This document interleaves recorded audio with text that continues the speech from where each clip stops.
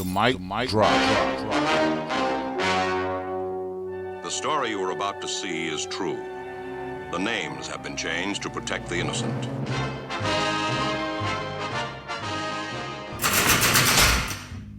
Yo, what's up, family? It's your boy Big Mike, man. Welcome to another quick episode of the Big Mike Drop, man. I call this a little drip. Let me get the drip. So, the name of this drip is, Are Legalized Trees a Trojan Horse for Stick Control?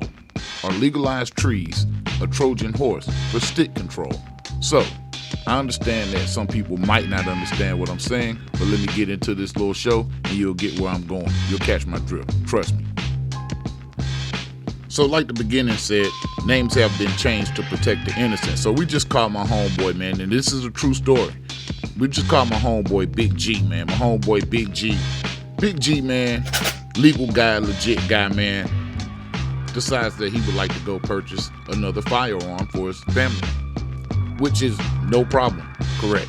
No problem. Big G goes to purchase another firearm, and he's denied this time.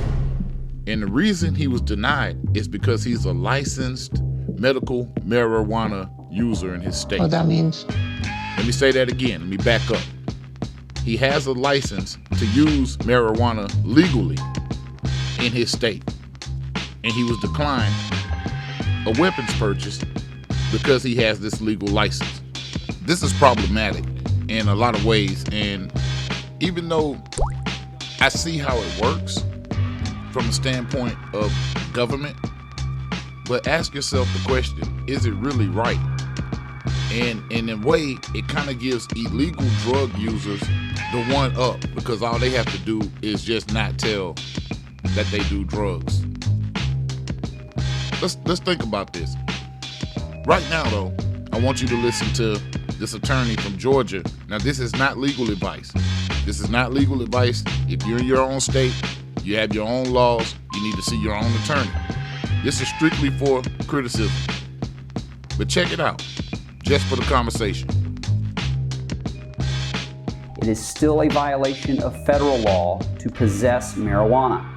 Anyone who uses marijuana or a derivative thereof is prohibited by federal law from possessing firearms or ammunition.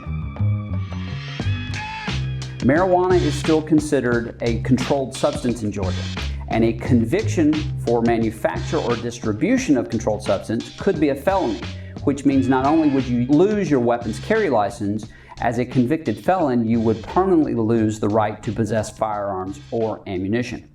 So you can obtain the right to use medical marijuana in Georgia, but it's hard to get. And if you do have it, the federal government could still prosecute you for possession of marijuana. And the state could prohibit your use of firearms or your possession of firearms while you're a medical marijuana user, both the state and the federal government. All right, fam. So the notes is torn out, man. The notes is thrown away, man. I want to just talk to y'all straight up. And this is off the top of the dome about this situation. Now, when my partner first told me this, man, I was immediately alarmed about this situation. And so it started making me want to dig a little bit. So this is just a little tidbit that I'm going to drop for y'all, man. Let y'all connect the dots, man. I'm going to show y'all the connections that I've made. But I'm going to let you connect the rest of the dots, man, and get in the comments and tell me what you think. Is there any credence to this theory? So when he told me that he got denied for his firearm, and the reason why he was denied, you know, like I explained at the end of the last segment, is that actually puts the illegal drug user at an advantage over somebody that holds a legal license in their state to have medical marijuana. And all the illegal drug user has to do is just not answer the question truthfully, and they can get right through. They don't offer any kind of drug test or anything of that nature when you're purchasing a weapon. In a lot of the states in the Southeast, you can get that shit the same day. So what I really started thinking about, I'm like, well, man, I wonder if there's any correlation between states that are legal, that weed is legal in, and, you know, gun laws. So what I noticed is that out of the top 15 states with the strictest gun laws, 8 of them, or 9 of them exactly, have legalized marijuana, and they have the strictest gun laws. states like California, states like Illinois, states like New York, New Jersey, Massachusetts. These states have, very, very strict gun laws. But one thing they have that other states don't have, because it's also legal in Maine and Montana. But they rank at the bottom when it comes to gun laws. They have some of the most lax gun laws in Maine and Montana in the country.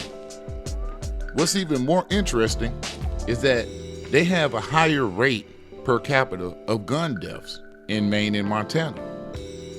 So it's not the percentage of gun deaths that's gonna, determine the strictness of the gun laws. One thing that is in common with those two states is that they have very, very, very high white populations. In the states that have the strictest gun laws, i.e. California, Illinois, New York, New Jersey, you starting to get the picture? States with high black populations are facing the strictest gun laws.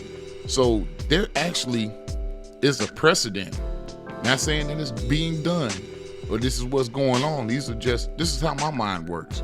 But there's actually a precedent that's being set to Trojan horse gun control through the legalization of marijuana.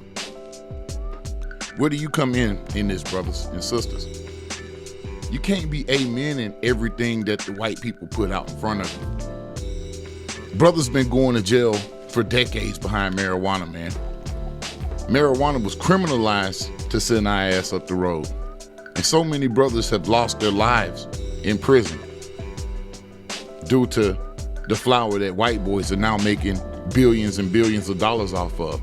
And as they legalize it in different states, they have a precedent to strip you of your right to own a weapon, i.e. the federal government.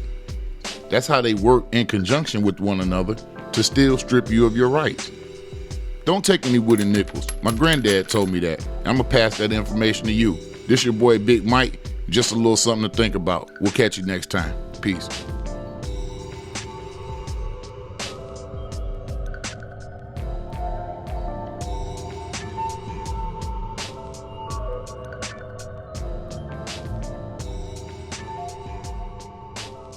The mic drop.